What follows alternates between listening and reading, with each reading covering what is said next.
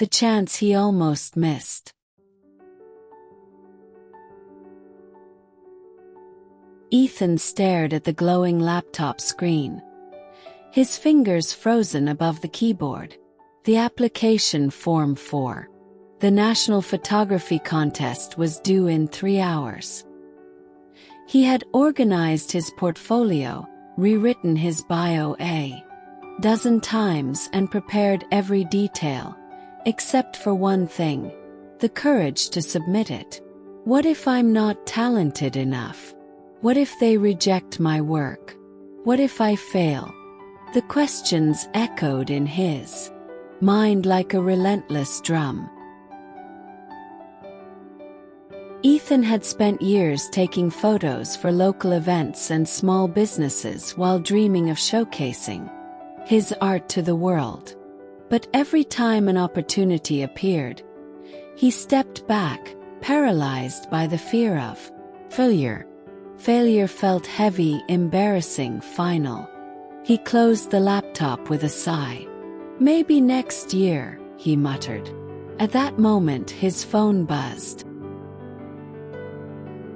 It was a voice message from his older friend Marcus, who had recently opened his own restaurant and was struggling with the business.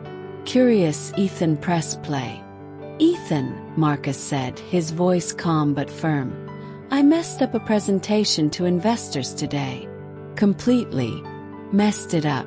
But you know what? I'm glad I tried. At least now I know what to fix. Failure isn't the end. Not trying, that's the real regret." Ethan paused. He remembered how Marcus used to avoid risks, always choosing the safe path. But now, Marcus pushed himself, even when it was uncomfortable. He failed, learned, tried again, and built something meaningful. He wasn't fearless, but he was brave. Ethan's heartbeat quickened. He reopened the laptop. The quote echoed in his mind: "Do not fear failure, but rather fear not trying." He whispered it aloud like a promise. Failure might sting, but at least it meant he dared. Not trying meant staying stuck forever. With trembling fingers, Ethan clicked submit. The moment he sent the application, his breath caught, then relief.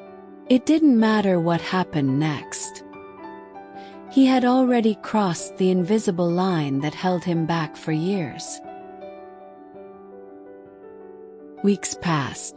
One rainy afternoon, an email arrived. He hesitated before opening it, fear creeping back in. But this time he smiled. Whatever the result, he had already grown. He clicked. "Congratulations! You have been selected as a finalist." Ethan's eyes widened. His hands shook as excitement surged through him. It wasn't a perfect victory. He still had to present his work on stage in front of hundreds of people. The thought terrified him, but he remembered how powerful it felt to take that first step. He prepared relentlessly, practicing his speech in front of the mirror, his friends, even his dog. On the day of the event, standing beneath the bright lights, his knees trembled. But he began to speak, slowly at first, then with passion. He talked about his photos, his inspirations, his journey. When he finished, the room erupted in applause. Ethan didn't win first place. He won something better: confidence, experience, and a new direction for his career.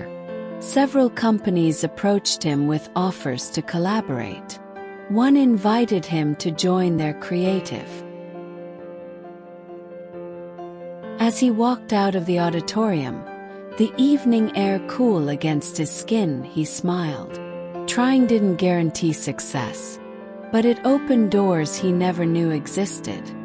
Failure wasn't the enemy, it was a teacher. The only real failure had been the fear that kept him silent, and he would never let that fear win again.